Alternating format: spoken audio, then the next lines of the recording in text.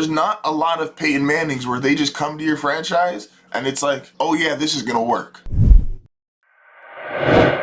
Good morning, good morning, good morning. Welcome to another episode of Heartfelt Radio. Appreciate you for tuning in today. This is the show that values time, so let's not waste any. As Americans and as American children, we're essentially taught everything's supposed to happen on a timeline. You're in elementary school from age 5 through 10, you're in middle school 11 through 13, then you're in high school 14 through 18, then you're supposed to go to college. College, you spend 4 to 6 years, and then boom, right after college, go get your job, and now you're in your career and you're just having the time of your life, about 22, 24. When in reality, you go to elementary school, middle school, high school, if you're like me, maybe get suspended 1 to 6 times. Then you go to college, and you realize about a year in, I don't really like what I'm majoring in. Then you spend another 2 years continuing to do it because you already started. Then by year 3 you go, you know what?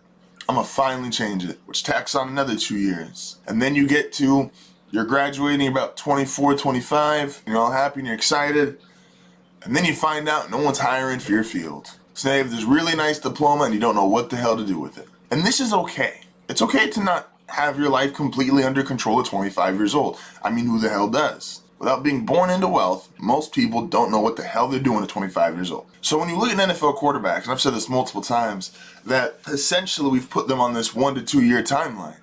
If you're not good by year 2, you're out the league. Where else do we expect guys to be great and already a finished product at 23, 24 in any aspect of life? Take the game last night. Sam Darnold, who his entire time in New York had no receivers, had a bad offensive line, had less than stellar coaching, had all these different things he had to deal with, and he looked bad. Now he had moments and he had flashes to let you know, okay, there's more to him than just getting beat up every Sunday. Now you see him in Carolina, offensive line's not great, but it's better than what he had, and you're seeing Sam Darnold, what he could have been when he came out of USC. There's not a lot of Peyton Mannings where they just come to your franchise and it's like, oh yeah, this is going to work. We just got to put so-so talent around him and he's just going to be our quarterback, offensive coordinator, best player ever. That's not always the case. In fact, it's not always the case. It's a 1 in a million chance. This idea that Sam Darnold, who some said, oh, he's a bust because it's not going to work in New York, it's just wrong. I said this about Josh Rosen. Josh Rosen got 4 games, 5 games to prove, hey, can you do it? And the NFL decided, no, you can't. And you're out. 23 years old, 5 chances, out the league. Look at some of the quarterbacks who are having success this year.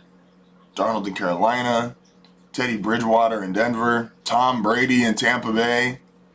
Isn't it funny? The greatest quarterback of all time had a so-so, really a subpar his last season in New England.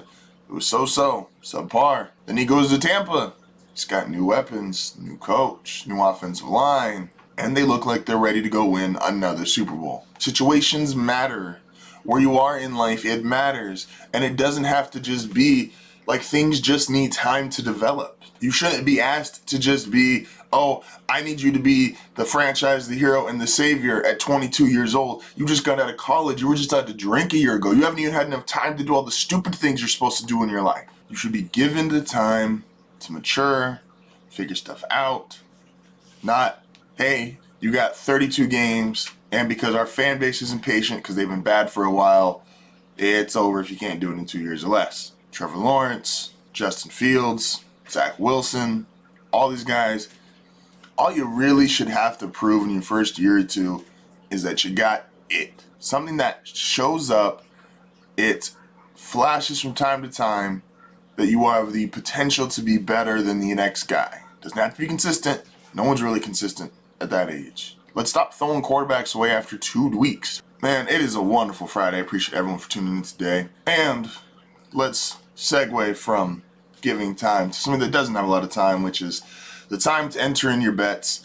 It is Friday. That means it is the ticket time. And we got our 5 games that we're gambling on this week for the ticket. Put your money where your mouth is. I have an undisclosed amount in 4 of these 5 games, including my lock of the week. We're starting to see teams that Vegas has decided, oh, they're not that good. And so they're going to start putting the spreads higher and higher and higher. Starting with Arizona at Jacksonville. I like Jacksonville plus 7.5. I think Arizona is really good. Arizona is really exciting. They're really talented, really fun to watch. Jacksonville does have some offensive talent. They do have Trevor Lawrence, and I think has a chance. And Arizona's defense has been really hit and miss. Besides that first game against Tennessee, Chandler Jones with 5 sacks.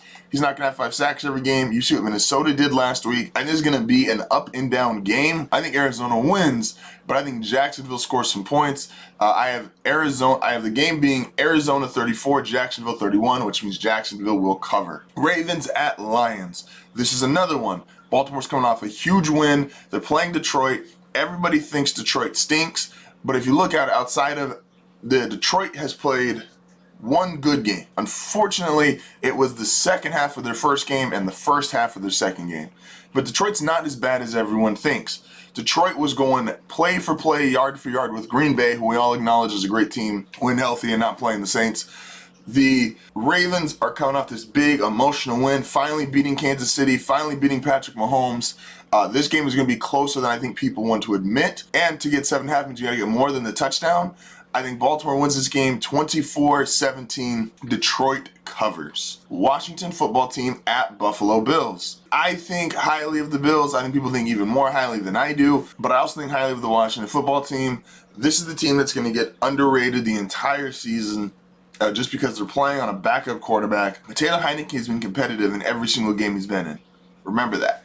And that's against Tom Brady and the Buccaneers.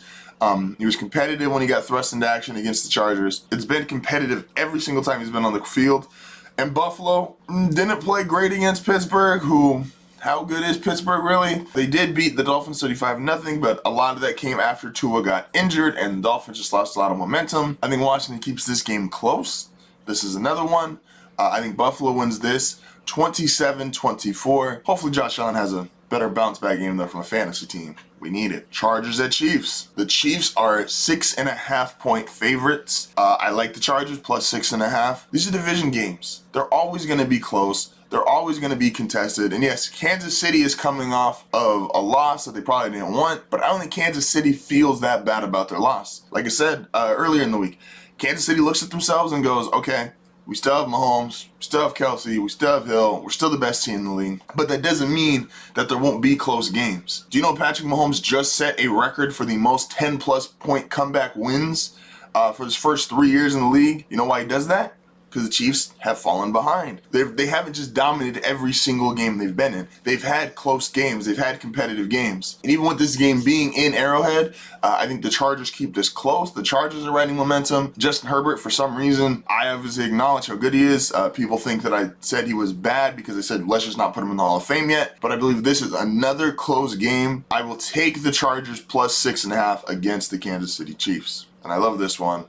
Our lock of the week, staying in the AFC West, the Miami Dolphins at the Las Vegas Raiders. The Raiders are 3.5 point favorites. I don't think the Dolphins can score more than 14 points right now. I think they were limited on offense with Tua. I think they're limited on offense now even more with Jacoby Brissett.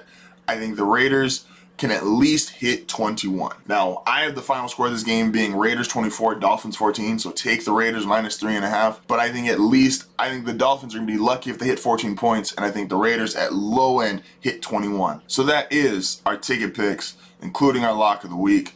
Do not forget, Jaguars plus 7.5, Lions plus 7.5, Washington football team plus 7, Chargers plus 6.5, and the only favorite I'm choosing, the Las Vegas Raiders minus 3.5. I really just chose the Raiders. Ugh.